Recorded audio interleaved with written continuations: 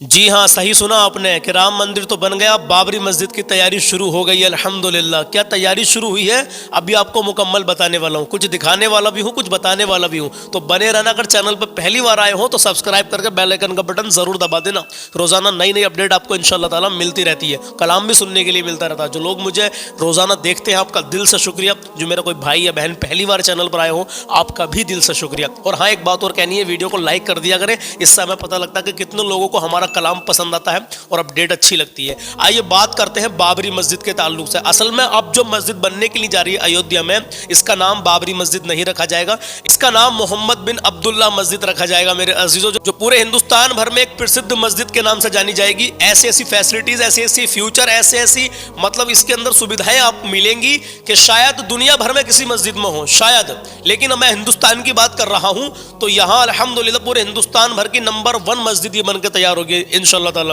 اور آنے والے سمے میں سبھی لوگوں کو اس میں تعاون بھی کرنا ہے، وہ ویڈیو آگے چل کے آ جائے گی انشاءاللہ تعالی، آپ کو بتا دی جائے گا اس بارے میں۔ اب بات کرتے ہیں محمد بن عبداللہ مسجد کی کہ اس کی شروعات ابھی کتنی ہوئی ہے، کتنی اس کی تیاری ہوئی ہے۔ بنے رہنا، ٹکے رہنا، ویڈیو کو مکمل دیکھ کر جانا، جانکاری پوری لے کر کے جانا۔ مفتی سلمان اظہری کا بیان بھی آپ کو سنوانے والا ہوں جو ایمان تازہ کر دے گا آپ لوگوں کا انشاءاللہ تعالی، تو اس کو بھی مکمل آپ سن کے جانا۔ اور کلام آج 11ویں شریف چاند کی 11 تاریخ اور 23 جنوری ہو گئی ہے انشاءاللہ، جو کل کا سوال تھا اس کا جواب بھی دینے والا ہوں اور آج کا سوال آپ سے کرنے والا ہوں۔ تو پہلے بات کریں گے محمد بن عبداللہ مسجد کے بارے میں آپ کا بھائی محمد سلمان رضا قادری، اور آپ دیکھ رہے ہیں آپ کا اپنا یوٹیوب چینل سلمان رضا آفیشیل۔ کیسے ہیں آپ؟ الحمدللہ میں بھی ٹھیک ہوں اور امید کرتا ہوں آپ جہاں بھی ہوں گے خیر و عافیت سے ہوں گے۔ اللہ کی بارگاہ میں دعا ہے پروردگار عالم آپ کو ہمیشہ خوش رکھے، اللہ آپ کی نیک جائز تمناؤں کو پورا کرے، اللہ آپ کو ہر آنے والی پریشانی سے محفوظ رکھے، آمین کہیں۔ میرے عزیزو، غزہ اور فلسطین کے مظلوموں کے لیے ابھی بھی آپ دعا کرتے رہیں، ہر وقت دعا کریں، اللہ ان کی غیب سے مدد فرمائے، آمین یا رب العالمین۔ آپ بھی آمین کہیں۔ آپ کو میں ایک آڈیو سنواتا ہوں اور پیچھے ایک ویڈیو دکھاتا ہوں کہ جو جگہ مسجد کے لیے لی گئی ہے، دی ہے سرکار نے، وہ جگہ کون سی؟ آپ اس کا ایک بار نظارہ کر لیجئے۔ 5 ایکڑ زمین بتائی جا رہی ہے، اس کو دیکھ لیجئے اور کچھ آڈیوز میں آئے گی، اس کو سن لیجئے۔ آئیے سنتے ہیں۔ بابری مسجد کے اس ووادت ڈھانچے کے بعد میں سپریم کورٹ کا فیصلہ آیا 9 نومبر 2019 کو، اور اس فیصلے کے بعد میں بابری مسجد کے عوض میں اس جگہ کا الاٹمنٹ ہوا جہاں پر مسجد بنائی جانی ہے۔ رام جنم بھومی مندر جہاں پر بن رہا ہے، وہاں سے 28 کلومیٹر دور ایودھیا میں ایک گاؤں ہے دھنی پور۔ دھنی پور کے اسی علاقے میں جہاں پر ہم موجود ہیں، یہاں پر بتایا جا رہا ہے انڈو اسلامک کلچرل فاؤنڈیشن کے ساتھ میں ایک وشو پرسدھ مسجد بنانے کی بات کہی جا رہی ہے، جس کا سوروپ کافی کچھ الگ ہوگا۔ جب جنوری 2020 میں جگہ کا الاٹمنٹ ہوا، 5 ایکڑ زمین جو ہے وہ اس مسجد کے نرمان کے لیے دی گئی، اور اسی جگہ پر ہم ابھی موجود ہیں۔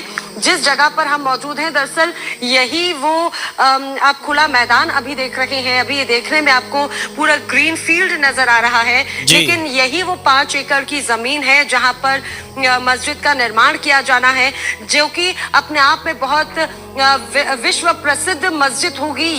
جی واقعی ایک ایتہاسک مسجد ہوگی جس کی شان بڑی نرالی ہوگی، ہاں حقیقت بات ہے یہ۔ اب میں آپ کو ایک ویڈیو اور دکھاتا ہوں، ان کو دیکھ لیجئے۔ آنے والے سمے میں جب یہ مسجد شروع ہو جائے گی بننی تو ان کا چہرہ آپ کے کافی سامنے آنے والا ہے، کیونکہ انہوں نے ہی شروعات کی ہے میرے عزیزوں اتنے بڑے لیول پر کام کروانے کی الحمدللہ، اور اب یہ سب کا ساتھ انشاءاللہ تعالی ان کو چاہیے گا، وہ انشاءاللہ آنے والی ویڈیو میں ہم آپ کو بتا دیں گے۔ بہرحال خوشی کی بات یہ ہے میرے عزیزوں کہ بس یہ مسجد جلد سے جلد دعا کریں کہ بن کے تیار ہو جائے اور اتنی عالی شان مسجد بنے، اتنی عالی شان بنے، آنے والے لوگ یہ کہیں کہ تاج محل تو کچھ بھی نہیں ہے محمد بن عبداللہ مسجد کے سامنے، ایسی بن جائے، دعا کریں۔ آئیے بات کرتے ہیں اپنے سوال جواب کی، جانا نہیں ویڈیو کو چھوڑ کے۔ کل میں نے سوال یہ پوچھا تھا کہ یہ بتائیے نبی نے فرمایا ہے کہ اس جانور کے دودھ میں شفا ہے، ماشاءاللہ آپ بھائیوں نے بہنوں نے بڑا اچھا جواب دیا، سبھی نے بکری کے دودھ کو کہا، بکری کے دودھ کو کہا، ماشاءاللہ اللہ آپ کو سلامت رکھے۔ بکری کے دودھ میں ہر مرض سے شفا ہے۔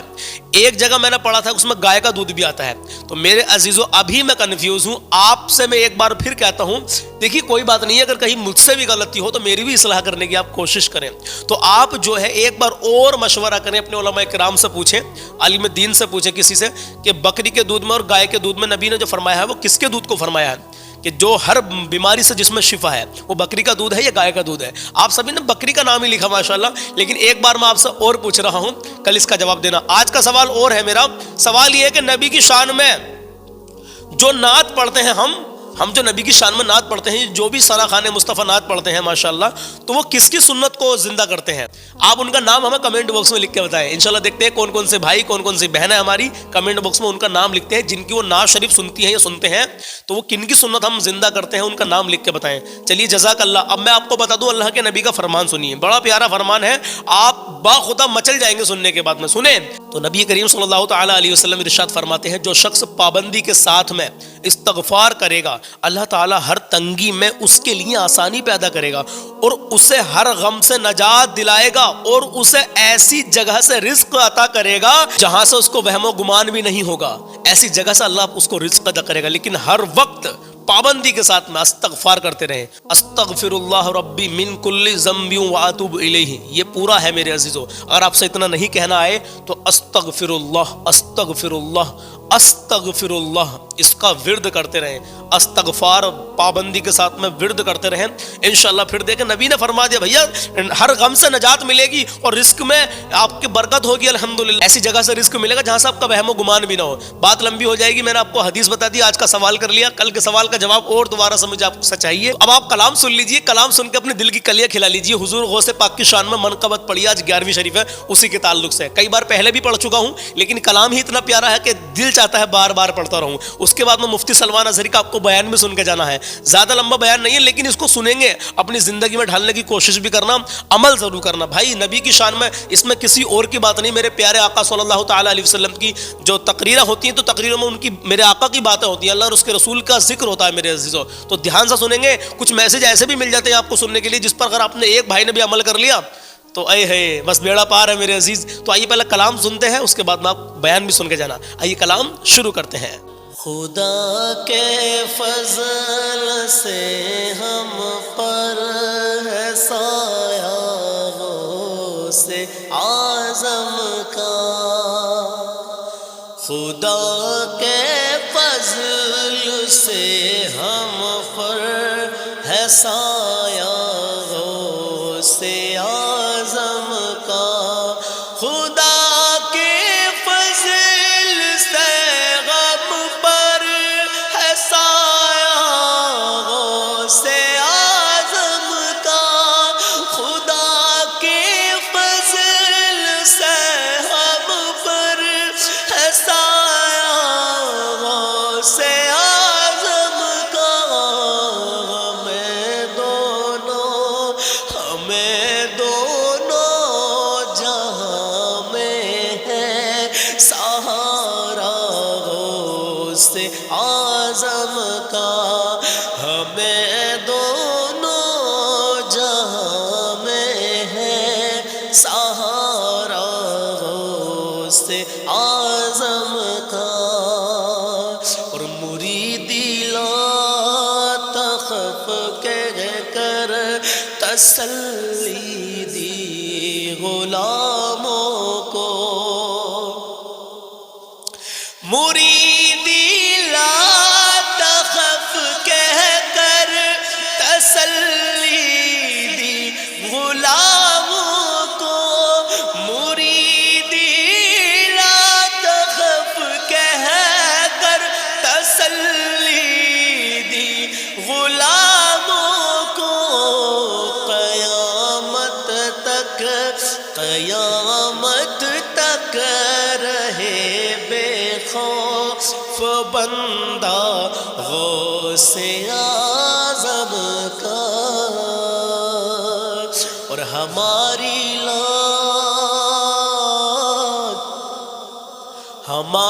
لاج کس کے ہاتھ ہے, بغداد والے کے,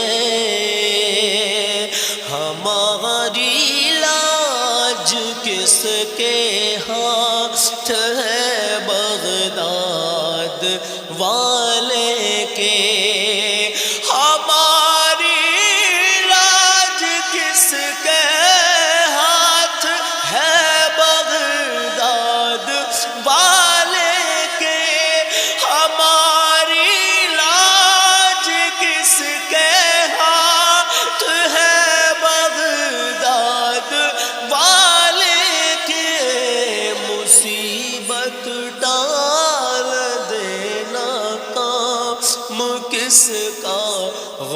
سے اعظم کا مصیبت ڈال دینا کام کس کا غوث اعظم کا گئے ایک وقت میں 70 مریدوں کے یہاں حضرت گئے ایک وقت میں 70 مریدوں کے یہاں حضرت سمجھ میں آ نہیں سکتا معمہ غوث اعظم کا سمجھ میں آ نہیں سکتا معمہ غوث اعظم کا اور محمد کا رسولوں میں ہے جیسے مرتبہ سنیں محمد کا رسولوں میں ہے جیسے مرتبہ محمد کا رسولوں میں ہے جیسے مرتبہ ہے افضل اولیاء میں یوں ہی رتبہ غوث اعظم کا ہے افضل اولیاء میں یوں ہی رتبہ غوث اعظم کا اور عزیزوں کر چکو تیار جب میرے جنازے کو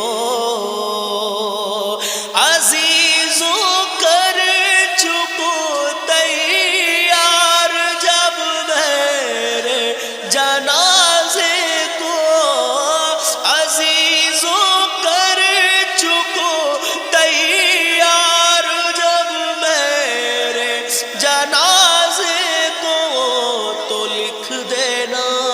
تو لکھ دینا کفن پر نام والا غوث اعظم کا تو لکھ دینا کفن پر نام والا غوث اعظم کا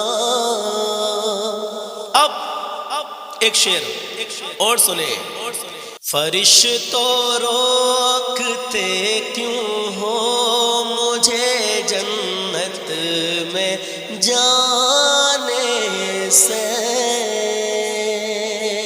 فرشتوں روکتے کیوں ہو مجھے جنت میں جانے سے فرشتوں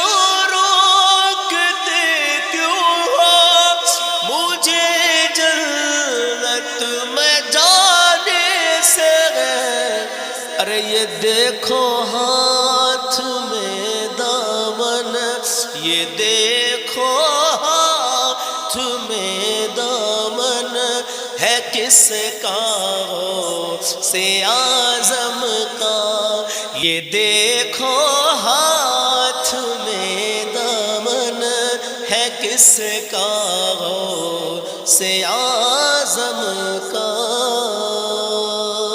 مخالف کیا کرے میرا کہ ہے بے حد کرم مجھ پر سبحان اللہ مخالف کیا کرے میرا کہ ہے بے حد کرم مجھ پر مخالف کیا کرے میرا کہ ہے بے حد کرم مجھ پر خدا کا رحمت للعالمین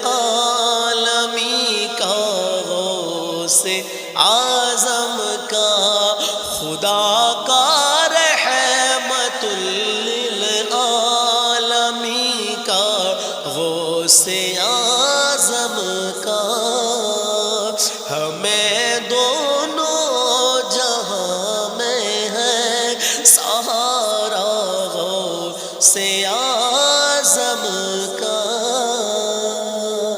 آخری شعر. جمیل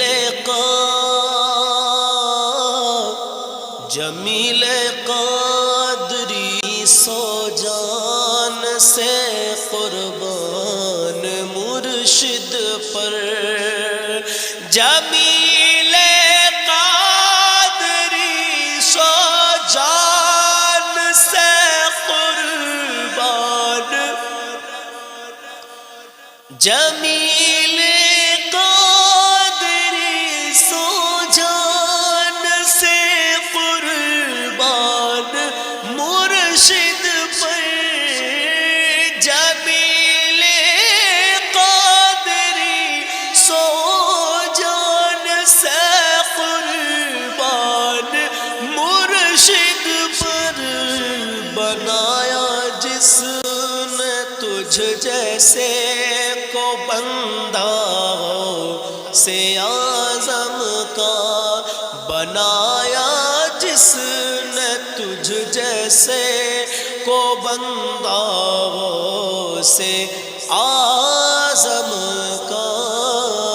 ہمیں دونوں جہاں میں ہے سہارا سے اعظم کا.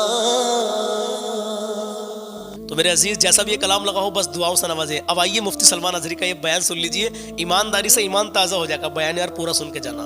واقعی میں اگر آپ پورا سنیں گے تو تبھی تو آپ کو کچھ میسج ملے گا, کچھ آپ کو ایسی بات سننے کے لیے ملے گی جس پر اگر آپ نے عمل کر لیا تو انشاءاللہ مغفرت کا ذریعہ بن جائے گی. ہاں آئیے بیان شروع کرتے ہیں. قرآن پاک میں ایک ایسی آیت ہے جس کے متعلق یہودی کہتے ہیں کہ اگر یہ آیت ہمارے دین میں داخل ہوئی ہوتی یہ ہماری کتاب میں اتری ہوتی تو ہم اس کو عید کا دن منا لیتے. یہودی یہ کہتے ہیں اس آیت کا نزول اگر ہماری کتابوں میں ہوا ہوتا تو جس دن یہ آیت اتری اس دن کو ہم عید کا دن منا لیتے. وہ آیت کون سی ہے وہی میں نے آج آپ کے سامنے تلاوت کی ہے. اللہ فرماتا ہے یہ حجۃ الوداع کے موقع پر حضور صلی اللہ تعالیٰ علیہ وسلم کا آخری حج تھا آپ کی ظاہری زندگی کا. اس دن یہ آیت نازل ہوئی تھی اور حضور اکرم صلی اللہ تعالیٰ علیہ وسلم نے اپنا حج مکمل کر کے ارشاد بھی فرمایا تھا کہ آج کے بعد ہو سکتا ہے کہ میں اس جگہ پر تم سے دوبارہ ملاقات نہ کروں. اللہ. اور وہ آخری حج کہا جاتا ہے اور آخری خطبہ بھی حضور کا خطبۃ الوداع جس کو کہتے ہیں مشہور ہے. اس وقت یہ آیت اتری تھی. آیت کا معنی پہلے سن لیں, ترجمہ. بتائیے. رب تعالیٰ فرماتا ہے الیوم اکملت لکم دینکم واتممت علیکم نعمتی. بے شک آج کے دن میں نے تمہارا دین مکمل کر دیا. سبحان اللہ. اور میری نعمتیں پوری اتار دیں. سبحان اللہ. وَرَضِيتُ لَكُمُ الْإِسْلَامَ دِينًا اور تم کو اسلام دے کر میں راضی ہوا. سبحان اللہ. یہ آیت ہے. کسی بھی دین کے بارے میں یہ دعویٰ نہیں ہے کہ وہ پورا کمپلیٹ ہے سوائے اسلام کے. سبحان اللہ. پہلے جتنے دین آتے رہے بعد میں اور اس میں شوشہ تھا کہ آخری نبی آنے والے ہیں. بے شک. شریعت پھر بدلے گی. موسیٰ علیہ السلام کا زمانہ آیا, ان کی شریعت تھی. پھر اس کے بعد زمانہ تبدیل ہوا, عیسیٰ علیہ السلام کا دور آیا, شریعت بدلی ہے. عقیدہ نہیں بدلتا, شریعت یہ لا کو کہتے ہیں, قانون. قوانین بدلے جاتے رہے. آدم علیہ السلام کی شریعت میں الگ قوانین تھے, نوح علیہ السلام کی شریعت میں قانون الگ تھے. بدلتی گئی شریعتیں, لیکن آ کر سٹاپ ہو گئی حضور پاک صلی اللہ علیہ وسلم کے اس دین پر. اور پھر رب تعالیٰ نے فرمایا اب دین کمپلیٹ ہو گیا, اب شریعت نہیں بدلی جائے گی قیامت تک. سبحان اللہ. اس میں رد و بدل نہیں ہوگا. جو حرام ہے وہ قیامت تک حرام رہے گا. بے شک. جو حلال ہے وہ قیامت تک حلال رہے گا. بے شک. اب کوئی دنیا میں نہیں آئے گا جو اس شریعت میں کوئی نیا حلال پیدا کرے, نیا حرام پیدا کرے. حضور اکرم صلی اللہ تعالیٰ علیہ وسلم کا یہ دین کمپلیٹ ہے, مکمل ہے. اب آپ سنیے, قرآن پاک نے جب یہ فرما دیا کہ دین مکمل ہو گیا, یہ وعدہ, یہ دعویٰ کسی اور دین میں نہیں ہے. بے شک. صرف اور صرف اسلام میں ہے کہ یہاں پیدا ہونے سے لے کر کے وفات تک کے مسئلے اللہ تعالیٰ نے تمہیں بیان کر دیے. وَلَا رَطْبٍ وَلَا يَابِسٍ إِلَّا فِي كِتَابٍ مُبِينٍ. کوئی خشکی کی چیز بھی نہیں ہے, کوئی تری کی چیز بھی نہیں ہے جس کو قرآن نے بیان نہ کیا ہو. بے شک رب تبارک و تعالیٰ نے ساری چیزیں بیان فرما دی. تمہاری شریعت کمپلیٹ ہے. سبحان اللہ. آج تمہیں اپنی زندگی گزارنے کے لیے لا, قانون کسی ایرے غیرے کے پاس سے لینے کی ضرورت نہیں. اسلام ہر قانون تمہیں دیتا ہے. سبحان اللہ. چاہے بچوں کے مذہب, بچوں کے معاملات ہوں, چاہے جوانوں کے معاملات ہوں, شوہر بیوی کے حقوق ہوں, ماں باپ کے حقوق ہوں, استاد شاگرد کے معاملات ہوں, پڑوسیوں کے حقوق ہوں, تجارت کے, لین دین کے, نکاح کے, خلا کے, عدت کے, طلاق کے, سارے مسائل پورا کا پورا تفصیل کے ساتھ اسلام تمہیں دیتا ہے. اس طرح کا کوئی لا پوری دنیا میں نہیں ہے جس طرح اسلام کے پاس ہے. سبحان اللہ. ظاہر سی بات ہے جب اسلام کے پاس اتنا بڑا مکمل نظام ہوگا تب تو پھر یہ ٹارگٹ نمبر 1 پوری دنیا میں ہوگا ہی ہوگا انشاءاللہ. یوں ہی اسلام سے لوگ نہیں چڑھتے, یوں ہی اسلام سے نہیں نفرت کرتے. ظاہر سی بات ہے کہ حسینوں سے ہی حسد ہوتا ہے. کوڑی سے کون حسد کرے گا؟ جی جی جی. جس کو کوڑ کی بیماری ہو اس سے کوئی حسد نہیں کرتا. ایک حسین دوسرے حسین سے بھی نفرت کرتا ہے, حسد کرتا ہے. یا کم صورت والا اچھی صورت والے سے حسد فطری طور پر کرتا ہے. اسی لیے محاورہ کہا گیا ہے کہ حسینوں سے حسد ہوتا ہے. تو اسلام میں جو حسن ہے تو جتنے جلنے والے ہیں اتنے زیادہ حسد کرنے والے پیدا ہوتے ہی رہیں گے. اب آپ کے لیے یہ فخر کی بات ہے کہ دنیا جسے ٹارگٹ نمبر 1 کہتی ہے, جس سے چڑھتی ہے اور جلتی ہے, الحمدللہ رب تبارک و تعالیٰ نے وہ دین ہمیں عطا فرمایا. سبحان اللہ. وہ اس لیے نہیں ہے کہ لوگوں کے چڑھنے کی وجہ سے میں فخر کر رہا ہوں, اس لیے کہ میرے دین کے علاوہ کوئی دین ایسا نہیں جو یہ دعویٰ کر سکے کہ ہم کمپلیٹ لا رکھتے ہیں. صرف اور صرف اسلام کے پاس ہے. بے شک. میں یہاں کھڑے ہو کر کے یہ صرف الفاظ کی پھیکم پھاک نہیں کر رہا ہوں, چیلنج ہے یہ. پوری دنیا کے کسی بھی ریلیجن کے پاس وہ سارے مسائل نہیں مل پائیں گے جو دین اسلام کے پاس موجود ہے. سبحان اللہ. دین اسلام کے لیے اگر آپ کو میں بتا دوں کہ اس کا جو فقہ کا نظام ہے, مسئلے مسائل, جس کو اگر آپ پڑھنے کی کوشش بھی کریں زندگیاں بیت جائیں. صرف اور صرف ایک چیپٹر پر کتابیں لکھی ہوئی ہیں. صرف نکاح کے مسئلے کتابیں پوری ہیں, صرف طلاق کے مسئلے پوری کتابیں موجود ہیں. اتنا وستار کے ساتھ, اتنا تفصیل کے ساتھ کوئی دین نہیں پیش کرتا, صرف اور صرف اسلام ہے. یہ باتیں میں آپ کے سامنے کیوں رکھ رہا ہوں میرے عزیز ہو, تاکہ تمہیں یہ احساس ہو کہ اللہ نے کون سی نعمت تمہیں دی ہے. سبحان اللہ. اسی آیت میں رب تعالیٰ فرماتا ہے وَأَتْمَمْتُ عَلَيْكُمْ نِعْمَتِي, میں نے اپنی پوری نعمت تمہیں دے دیا. سبحان اللہ. پوری نعمت تمہیں دے دیا. احساس کرو کہ اسلام سے بڑھ کر نعمت کیا ملتی تمہیں. بے شک, بے شک. اسلام سے بڑھ کر کے کیا نعمت ہے جس میں رب تبارک و تعالیٰ نے تمہیں اخلاق و کردار دیے ہیں, تعلیم کے لیے سارے. آپ کو ابھی اس زمانے میں پروپیگنڈے کے شکار ہو گئے کہ ہم جاہل قوم سے وابستہ ہیں, ہمارے ہاں جہالت زیادہ ہے, ہمارے ہاں بد کرداری زیادہ ہے. یہ عوام کو دیکھ کر کے لوگوں نے پروپیگنڈا بنایا, ورنہ تو ان کی حالت یہ تھی 18ویں صدی تک یورپ والوں کو روڈ بنانے کا طریقہ بھی نہیں معلوم تھا, اسلام نے سکھایا. ان کو پارلیمنٹ میں بیٹھنے کا قانون نہیں معلوم تھا, اسلام نے قانون عطا کیے ہیں. ان کو عدالت چلانے کے معاملے معلوم نہیں تھے, اسلام نے پوری کتابیں پیش کی ہیں. اٹلی اور ڈنمارک جو آج یورپ کی کنٹریز میں شامل ہوتے ہیں, یہاں کے بادشاہوں کے بچے اسلامی علماء کے پاس اندلس میں پڑھنے کے لیے جاتے تھے, عیسائیوں کے, دوسروں کے, انگریزوں کے بچے. اور جب پڑھ کر کے آتے تھے اٹلی اور ڈنمارک میں واپس, تو پورے لوگ ان کو دیکھنے کے لیے بھیڑ لگاتے کہ یہ علماء اسلام سے پڑھ کر کے آ رہے ہیں. دنیا کو قلم پکڑنا سکھایا ہے اسلام نے. آپ کو ابھی میں اس موضوع پر نہیں بات کر رہا ہوں جو اسلام نے پوری دنیا کو دیا ہے. آج یہ جو گھڑی دیکھتے ہیں نا ہر جگہ پوری دنیا کا ٹائم, سب سے پہلے مسلم علماء نے اس کو ایجاد کیا. سبحان اللہ. دنیا کو ٹائم دیکھنے کا طریقہ اسلام نے سکھایا ہے. سبحان اللہ. آپ کو ایک دو نہیں, آج پوری دنیا میں میڈیکل سرجری جو بھی ہوتی ہے, آپ کو پتہ ہے چیر پھاڑ کرنا ہر جگہ ضروری ہو گیا ہے. آپریشن تھیٹر, ساری دنیا جو سرجری کرتی ہے اس کے بیسک قانون بو علی سینا اسلامی عالم کے لکھے ہوئے ہیں. آج بھی امریکہ کی یونیورسٹی میں یہ کتاب داخل ہے, کیلیفورنیا میں. اس اسلامی علماء نے جو پوری دنیا کو دیا ہے وہ ایک الگ ٹاپک ہے. وہ اس کی ترقی اور عروج کا وقت تھا. اسپین میں کیمسٹری میں سب سے پہلے ایجاد کرنے والے علماء موجود ہیں, جابر بن حیان ہیں جو الجبرا پوری دنیا کو دیا ہے. آج ہر یونیورسٹی ہر کالج میں الجبرا کا سبجیکٹ ہوتا ہے. کس نے لکھا ہے؟ دنیا کو چلنے کا سلیقہ اسلام نے سکھایا ہے, بولنے کا طریقہ اسلام نے سکھایا ہے. سیاست کے معاملات آپ کو پتا ہے پہلے کے دور کی سیاست یہ تھی, جو بادشاہ بن گیا اس کا راج ہے, اس کا قانون ہے. اور رات کو خواب میں کوئی چیز دیکھے تو صبح قانون بنا دے گا. بادشاہوں کا مزاج ہے, خواب میں کوئی چیز نظر آ گئی صبح وہ قانون بن گئی. تو یہ تو سلسلہ چلتا تھا پوری دنیا میں. اور آج بھی دنیا اس بات کی قرضدار ہے کہ حقیقت میں سیاست کسی نے سکھائی ہے تو وہ عمر ابن خطاب کی سیاست ہے, صدیق اکبر کی سیاست ہے.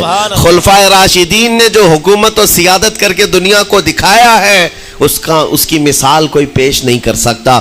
اسی لیے ہمارے اس دیش کے جانتے ہیں جن کو موہن داس کرم چند گاندھی کہا جاتا ہے, گاندھی جی کو آج سارے لوگ یاد کرتے ہیں. گاندھی نے یہ کہا ہے اپنے دور کے حکومت چلانے والوں کو مثال اگر کوئی دے سکتا ہوں تو ابو بکر اور عمر کی دے سکتا ہوں, کیونکہ یہ کالپنائیں نہیں ہیں, یہ خیالی نہیں ہیں, یہ فیلڈ میں اترے ہوئے لوگ ہیں. وہ صدیق اکبر اسلام نے دیا ہے جس نے پوری دنیا کو فاقہ کشی میں خود رہ کر کے لوگوں کی بھوک مٹانے کا سلیقہ عطا کیا ہے. اس عمر ابن خطاب کو اسلام نے دنیا میں پیش کیا ہے جس عمر فاروق کا حال یہ ہے پورا مدینہ رات کو سوتا ہے اور یہ خلیفہ وقت گلیوں میں گشت کر رہا ہوتا ہے کہ کوئی بھوکا نہ سو رہا ہو. آپ کو پتا ہے وہ عمر ابن خطاب رات کے وقت گزرتے ہوئے ایک گھر کے قریب سے جا رہے ہیں تو دیکھا ایک مرد باہر بیٹھا ہوا ہے, اندر سے رونے کی آواز آ رہی ہے. اس کے مرد سے پوچھا آپ نے, وہ نہیں پہچانتا تھا. آپ کبھی حجاب ڈالتے کبھی پردہ ڈالتے اور رات کو گلیوں میں مدینے کے گشت کر رہے ہوتے. اس مرد سے پوچھا کیا معاملہ ہے؟